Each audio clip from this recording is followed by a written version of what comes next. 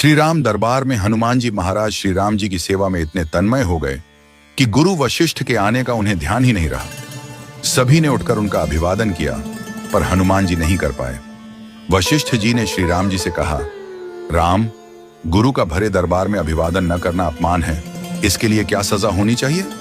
श्री राम जी ने कहा, गुरुवर आप ही बताइए। वशिष्ठ जी ने कहा, मृत्यु दंड। श्री राम जी ने कहा, स्वीकार है। तब श्री राम जी ने पूछा, गुरुदेव आप बताइए यह अपराध किसने किया है? वशिष्ठ जी ने कहा, मैं बताऊं पर राम, तुम्हारा यह प्रिय है, तुम अपने आप को सजा दोगे पर उसे नहीं दे पाओगे। श्री राम जी ने कहा, गुरुदेव राम के लिए सब समान है। वशिष्ठ जी बोले, नहीं राम, मुझे तुम पर संशय नहीं है, पर मुझे यह संशय है कि दंड पूरी तरह से पूरा हो पाएगा या नहीं।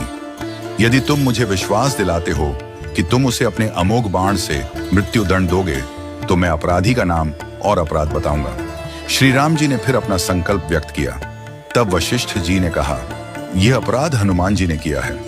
हनुमान जी ने स्वीकार कर लिया। फिर श्री राम जी ने दरबार में घोषणा की कि कल सायंकाल सरयू के तट पर हनुमान जी को मैं स्वयं अपने अमोघ बाण से मृत्यु दंड दूंगा।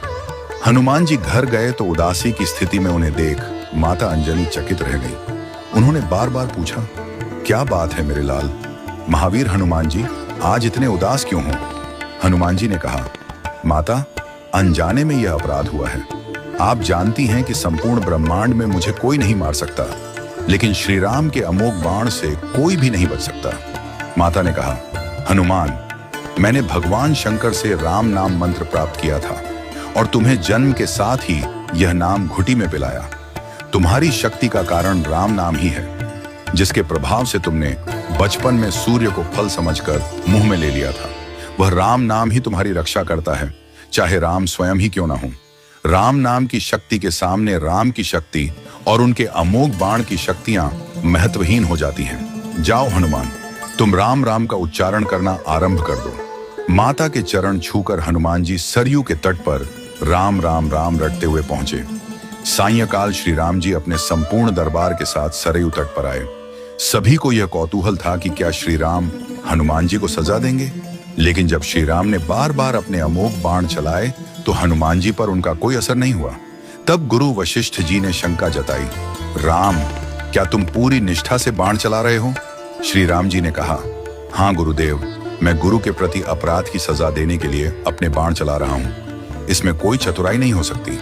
वशिष्ठ जी ने कहा, तुम्हारे बाण अपना काम क्यों नहीं कर रहे हैं? श्री राम जी ने उत्तर दिया, गुरुदेव, हनुमान राम राम की अनंत रट लगा रहे हैं। मेरे बाणों की शक्ति राम नाम के प्रभाव में कमजोर हो गई है, इसलिए वे असर नहीं कर रहे। गुरुदेव वशिष्ठ जी ने कहा, राम, आज से मैं तुम्हारे दरबार को छोड़कर अपने आश्रम जा रहा हूं, जहां राम नाम का निरंतर जप करूंगा। जाते जाते वशिष्ठ जी ने घोषणा की, हे राम, मैं यह जानकर और मानकर घोषणा कर रहा हूं कि राम से राम का नाम बड़ा है। राम नाम महा अमोघ शक्ति का सागर है। जो कोई राम का नाम जपेगा, लिखेगा या मनन करेगा, उसकी लोक कामना पूर्ति होगी और वह मोक्ष का भागी होगा। मैंने सारे मंत्रों की शक्तियों को राम नाम के समक्ष नगण्य माना है। तभी से राम नाम को राम से बड़ा माना गया।